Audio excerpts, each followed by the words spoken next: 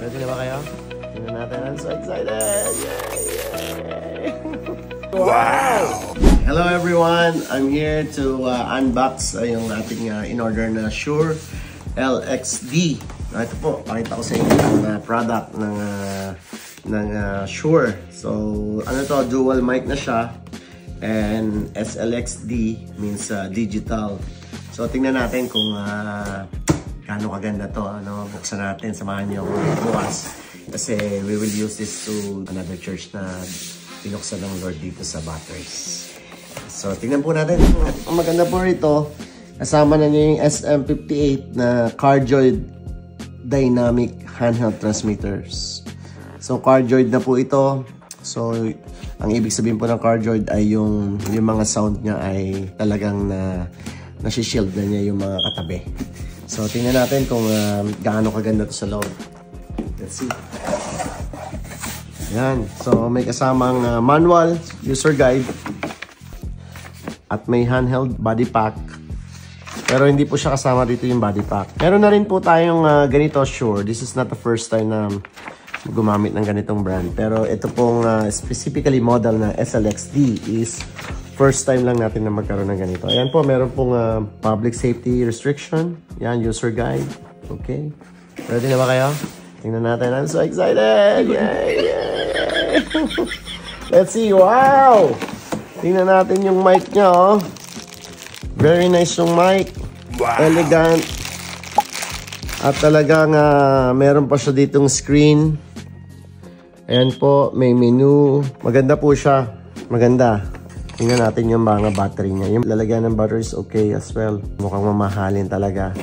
By the way, ang price po pala nitong SLXD ay around 1,998. So, roughly around 2,000 na siya. Plus tax. So, ang binayaran ko po ay nasa $2,300. But, it's nice. Ayan po, may battery na rin siyang kasama. Ang ganda po, may 4 na battery. And I think, ito pong SLXD na to ay pwede mo na rin siyang i-charge directly. No? Bibili ka lang nung lalagyanan ng mic na ganon.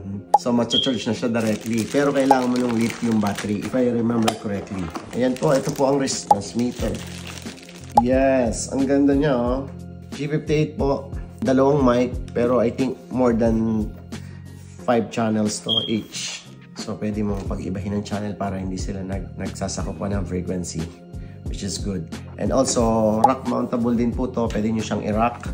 And I believe kasama yung handle para ma-rack natin siya. Ganda yung likod. XLR. Meron din siyang internet port para ma-access mo siya yung sa workbench ng Shure. Yan. Okay? Tingnan natin kung ano pa yung included nitong product na to. Let's see. Wow! Meron siyang case. My case po. Ganda. Ayan. Pwede nyo rin itong gamitin na pitaka. Wala kayong pitaka. Ayan po. Maganda siya. 2. Okay. Oh, mayroon din siyang handle ng mic. Which is good. 2 rin po. And of course, yung antenna, hindi mawawala to. Yan po, may antenna. No, this is not the antenna. Where's the antenna? This is the antenna. Yeah. May 2 pong antenna siya. Para dito. And also, ito po yung sa A and B na connection natin. Which is good.